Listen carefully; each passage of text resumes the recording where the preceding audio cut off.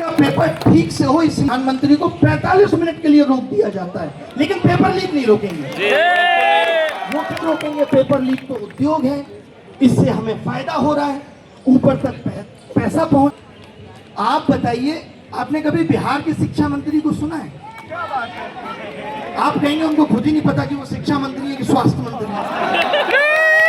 अगर देश का स्वास्थ्य मंत्री और शिक्षा मंत्री ठीक हाथों में ये जिम्मेदारी नहीं दी जा रही, तो क्या ये नेतृत्व पे सवाल खड़े नहीं करता कि आप किसी को भी उठा के स्वास्थ्य मंत्री बना दे रहे, जिसका खुद के स्वास्थ्य पे सवाल उठ रहे? बिल्कुल बिल्कुल सर, सही कह रहे। क्या शिक्षा मंत्री को शिक्षित नहीं होना चाहिए? बिल्कुल होना चाहिए। इस देश के नेताओं को ऐसा लगने लगा है कि ना तो इस देश की शिक्षा व्यवस्था से उनको कोई मतलब है। आप बताइए, आपने कल परसों सुना होगा, उड़ीसा में 1 से लेकर के 8वीं क्लास तक के बच्चों की किताब में 1678 बड़ी गलतियां पाई गई।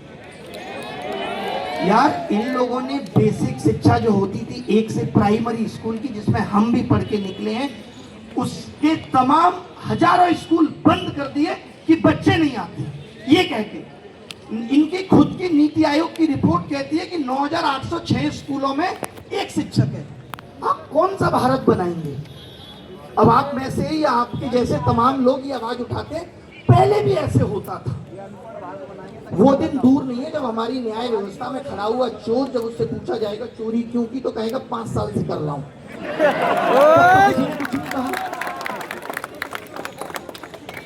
बताओ आप, 5 साल से कर रहा हूं, किसी ने कुछ नहीं कहा। ये कौन सा लॉजिक है कि पहले भी ऐसा होता था?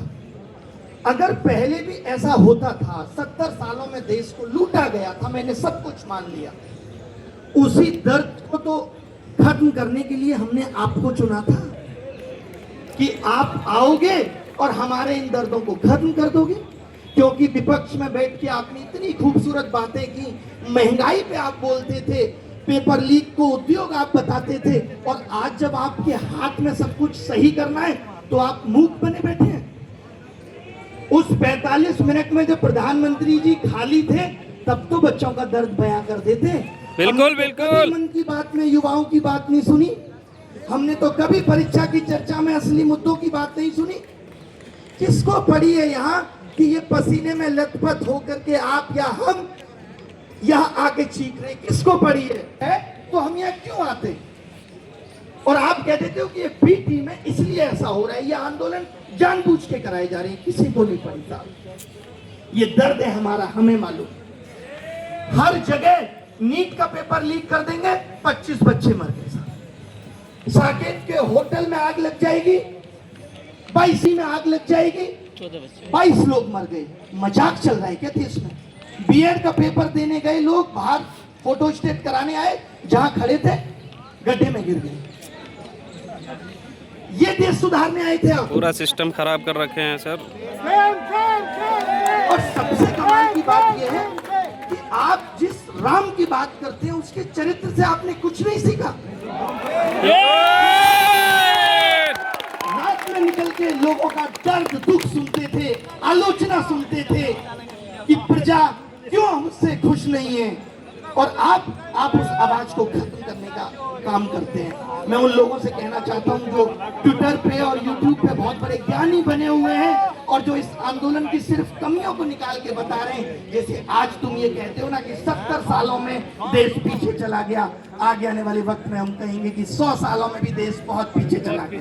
बिल्कुल बिल्कुल सर, बिल्कुल। चाइना 1980 में हमसे पीछे था और आज देख लीजिए कहां पहुंच गया।